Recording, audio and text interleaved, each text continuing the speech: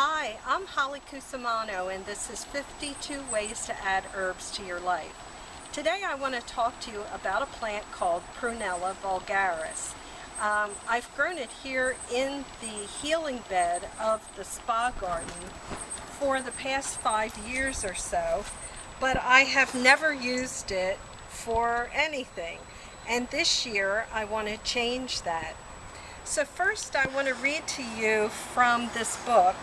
It's called The Herb Book by John Lust, L-U-S-T. And I got this book back in 1974 and it's been very useful.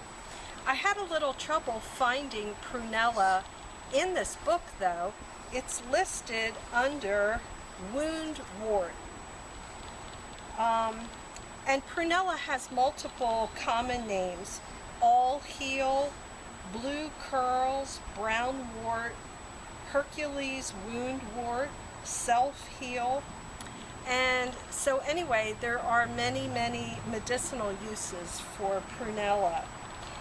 This has a beautiful description, I think, and I love to read these words that are so unfamiliar to me because I'm not into botany. But the description says, the slender creeping rootstock produces ascending or procumbent stems which grow from 1 to 3 feet in height. And I think that does describe this plant that we have. These slightly hairy, square, grooved stems may be solitary or in clusters. The leaves are opposite, ovate, oblong lanceolate in shape, tubular and two-lipped.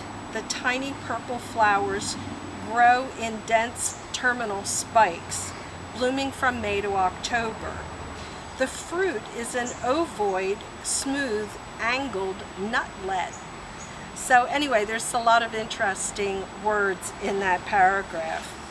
But the properties of this herb are antispasmodic, astringent, diuretic, styptic, which means it stops blood flow, vermifuge, which means that it helps you get rid of worms, and vulnerary, which means promotes healing.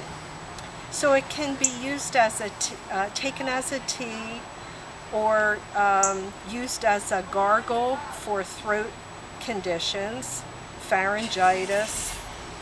Anyway, it is basically an all-purpose medicinal herb, and this year I really plan to try to use some. So the first thing is to harvest it. I'm lucky that years ago my stepfather made this herb rack for me, and I found that the best way to keep them on the rack for drying is to use a rubber band, because as the herbs dry, they get smaller, and if you use string, the strings tend to come loose.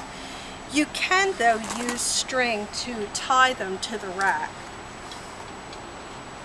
So I'll show you that. So it's simple, just to give it a simple knot. And so this is the beginning of the prunella.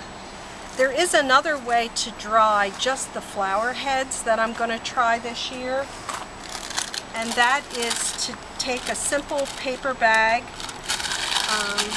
I have started cutting off some of the flower heads, and then a great way to do this is to put them in your car with the bag open, and the car gets so hot it actually speeds up the drying of the flower heads.